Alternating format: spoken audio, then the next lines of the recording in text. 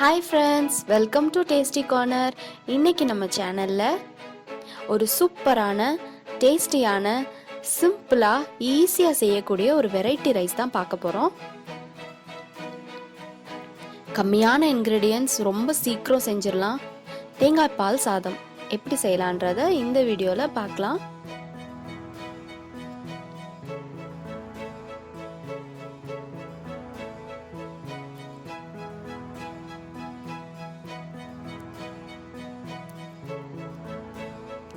முதல்ல அதுக்கு தேவையான இன்கிரீடியன்ட்ஸ் என்னென்னன்றதை பார்த்துடலாம்.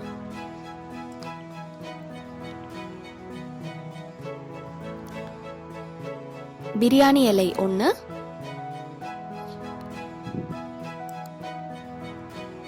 பட்டை ஒரு சின்ன துண்டு, ஏலக்காய் 1, கிராம்பு 2, அப்புறம் பிரியாணிக்கு போடுற பூ, இதெல்லாம் எடுத்து வச்சுக்கலாம்.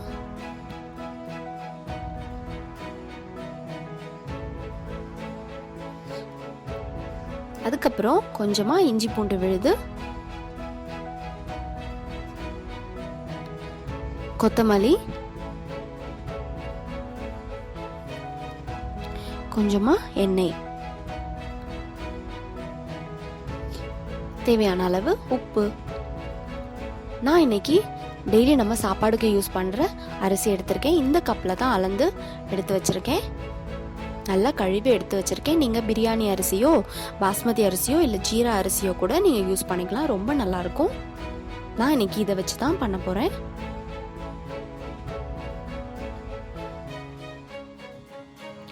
அப்புறம் நம்மளோட ரெசிபிக்கு இம்பார்ட்டன்ட், ரொம்ப முக்கியமான இன்க்ரெடியன்ட் தேங்காய் பால் எடுக்கிறதுக்கு இதோட 1/2 கப் தேங்காய் தான் நான் நல்லா 2-3 தடவை அரைச்சி நல்லா வடிகட்டி பால் எடுத்து வச்சுருக்கேன். இப்போ எப்படி செய்யலான்றதை பார்க்கலாம். கேஸ் ஆன் பண்ணிவிட்டு குக்கர் அதில் வச்சுக்கலாம். குக்கர் சூடானதும் தேவையான அளவு எண்ணெய் ஊற்றிக்கலாம். எண்ணெய் நல்லா சூடாகட்டும்.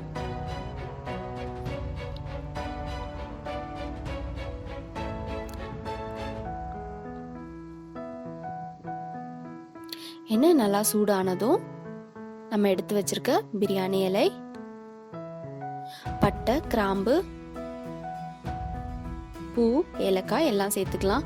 நான் இன்னைக்கு 1 டம்ளர் அரிசி எடுத்திருக்கனால எல்லாமே ஒன்று தான் எடுத்திருக்கேன்.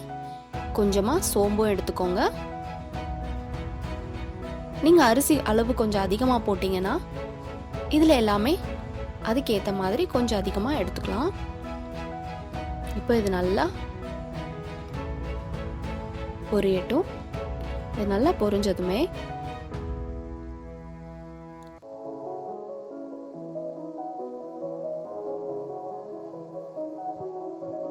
இது கூட 2 பச்சை மிளகாய் சேர்த்துக்கலாம். தேங்காய் கொஞ்சம் இனிப்பாக இருக்கும். அதனால உங்கள் தேங்காயோட இனிப்பு தன்மைக்கு அளவுக்கு ஏற்ற மாதிரி நீங்கள் பச்சை மிளகாய் எடுத்துக்கலாம். நான் இன்னைக்கு 2 எடுத்திருக்கேன். இதை நல்லா வதக்கிடலாம். இது கூட ஸ்டவ்வை சிம்மில் வச்சுட்டு நம்ம எடுத்து வச்சிருக்க இஞ்சி பூண்டு விழுதை சேர்த்து நல்லா வதக்கிக்கோங்க. அப்புறம் நல்லா அதை பச்சை வாசனை போனதுமே நம்மளோட அரிசி எடுத்து அதில் போட்டுக்கலாம். அரிசி அதில் போட்டுட்டு நல்லா கலந்து விட்டுருங்க.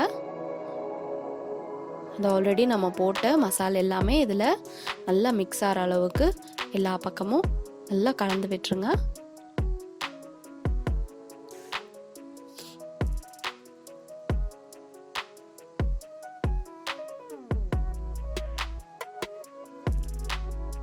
அதுக்கப்புறம் இந்த டம்ளரில் அரிசி அளந்தேன்ல, அதே டம்ளரில் 2 கப் தேங்காய் பால், 1 கப் அரிசிக்கு 2 கப் தேங்காய் பால் எடுத்திருக்கேன் நான்.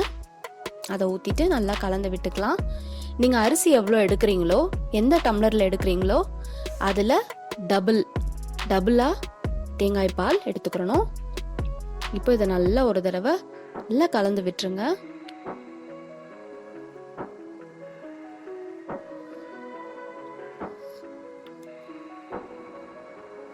தேவையான அளவு உப்பு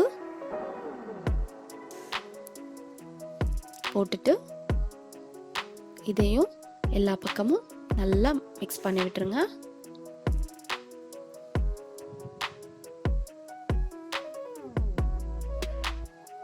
அடுத்தது ஒரு நல்ல ஒரு ஃப்ளேவருக்காக கொத்தமல்லியை கிள்ளி அதில் போட்டுடலாம்.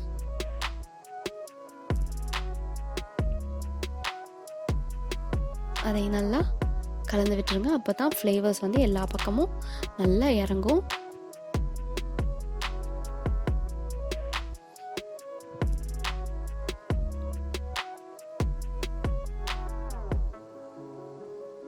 இப்போ குக்கர் மூடி போட்டு நல்லா ஆவி வந்தோடனே விசில் போட்டு 3 விசிலில் நான் இறக்கிட்டேன்.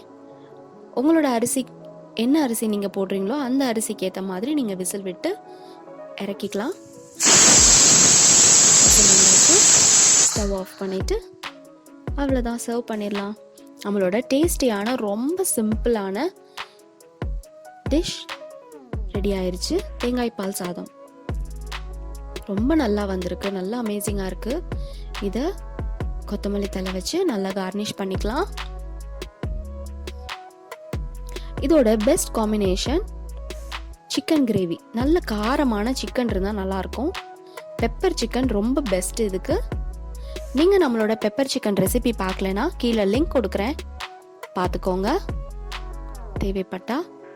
அவ்வளோதான் ஃப்ரெண்ட்ஸ், நம்மளோட தேங்காய் பால் சாதம் சூப்பராக ரெடி ஆயிடுச்சு. நீங்களும் இந்த ரெசிபியை வீட்டில் ட்ரை பண்ணி, இந்த ரெசிபி உங்களுக்கு பிடிச்சிருந்ததுன்னா ஜோயான் மீடியாவை லைக் பண்ணுங்கள், கமெண்ட் பண்ணுங்கள், ஷேர் பண்ணுங்கள், சப்ஸ்கிரைப் பண்ணுங்கள். Thank you friends.